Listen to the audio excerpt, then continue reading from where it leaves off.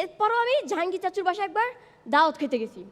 তো জাহাঙ্গীর চাচুর বাসায় দাওয়াত খেতে যাওয়ার পর একবার বলছিলাম থাক আর মাংস দিয়েন না। মাংস দিল না তো দিল না, একটাবার জোরও করলো না। কিপটার ঘরে কিপটা। কথা বাড়াবো না, আমাদের প্রথম ফাইটারকে ডেকে নিতে চাই। দুর্দান্ত, সে এত দূর এসছে শুধুমাত্র নিজের চেষ্টায়, নিজের মনোবলে। ক্লাস 7-এর ছেলে আসছে মহিবুল্লাহ।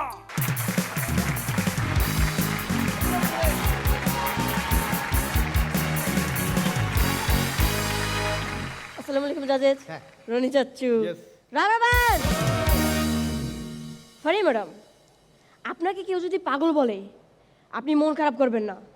বাসায় এসে গোসল করে ফ্যান সেরে এক কোনায় যেয়ে ঠান্ডা মাথায় চিন্তা করেন শালাই ব্যাপারটা জানলো কেমনে।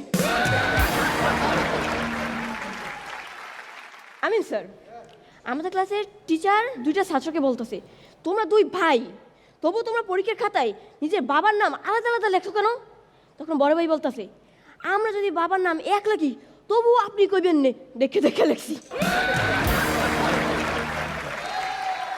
তুষার স্যার, সেদিনকে রাত্রে বাড়ি ফিরছি, চারদিকে অন্ধকার, খুব ভয় করছে। অবস্থা বেগতিক দেখে চিৎকার করে বললাম এ আলু 10 টাকা, পেঁয়াজ 20 টাকা। মুহূর্তের মধ্যেই সব বাড়িতে আলো জ্বলে উঠছে, আর আমার ভয় থাকলো না। রনি চাচ্চু, হ্যাঁ। আমাদের হাসো সুস্মিত ভাই আমাদের ডিরেক্টর জাহাঙ্গীর চাচুর একটা ছবি তুলছে। এখন জাহাঙ্গীর চাচুর ছবিটা দেখে বলে কী সব ছবি তুলছো, একটা ছবি তুলতো তার ভিতরে একটা কুকুর চলে আসছে, এই ছবিটা কীভাবে ফেসবুকে পোস্ট করব? তখন সুস্মিত ভাই ছবিটা দেখে বলে কোনো সমস্যা নাই, শুধু লিখে দেবেন সামনেরটাই আমি।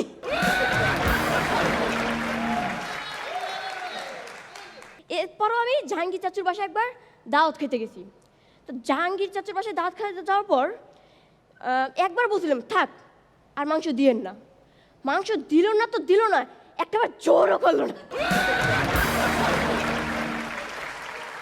কিপটার ঘরে কিপটা। আমিন স্যার, আমি একটা মেয়েকে আই লাভ ইউ বলছিলাম, সেই মেয়েটা বলে তুমি আমার জুতার সাইজ জানো, জুতার সাইজ। দেখেন কি সব দিনকাল পড়ছে, রিলেশন শুরু করতে না করতে গিফট শুরু করে দিচ্ছে। ফারে ম্যাম, সেদিনকে আমি আব্বুকে বলি আব্বু খুবই তো কইছিল আমি 2 সাবজেক্টে ফেল করবো। আব্বু কয় তুই 2 সাবজেক্টে ফেল করো নাই, তাহলে তোর রেজাল্ট কি?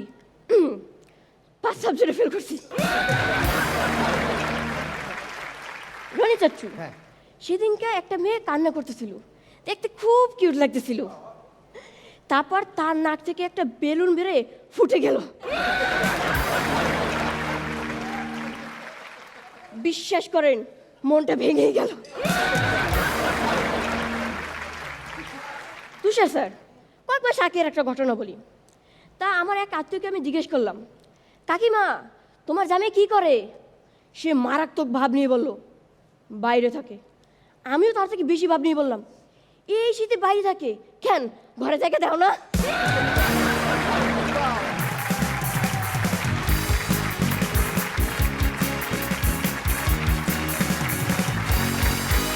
ওকে, ছোট্ট আমাদের এই টপ 10-এর মধ্যে তো ঢুকে গেছে মহিবুল্লাহ, অনেক বড় বড় প্রতিযোগীকে টপকে।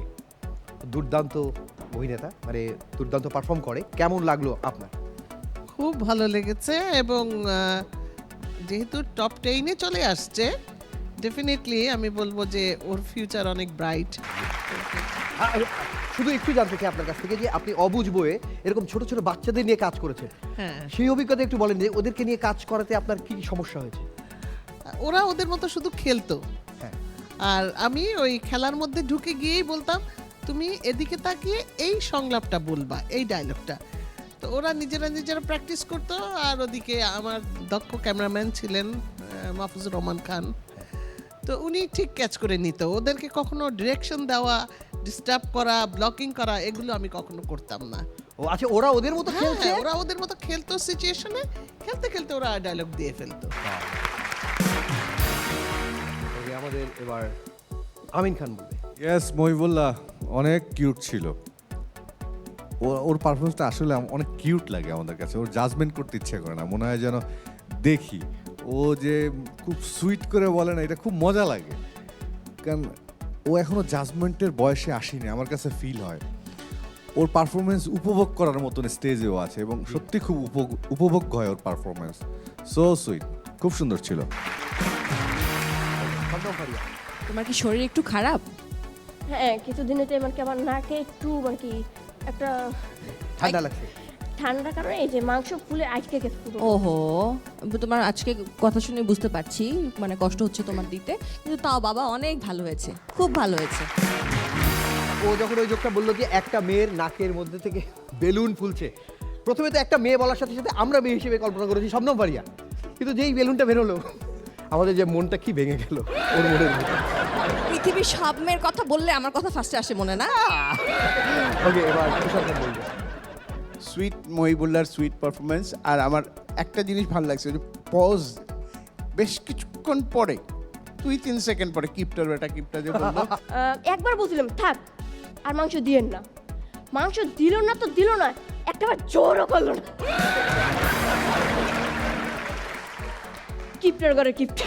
এগুলো হচ্ছিল বিষয়। অনেক ভালো ছিল মহিবুল্লাহ, অনেক ভালো ছিল।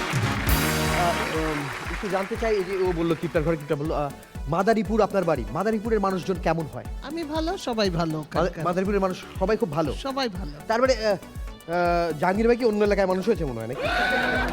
আমি তো জানি জাহাঙ্গীর আমাদেরই ছেলে, আমাদের দু একটা ব্যতিক্রম থাকে। ওকে, একটা জোরে হাততালি হোক। Thank you.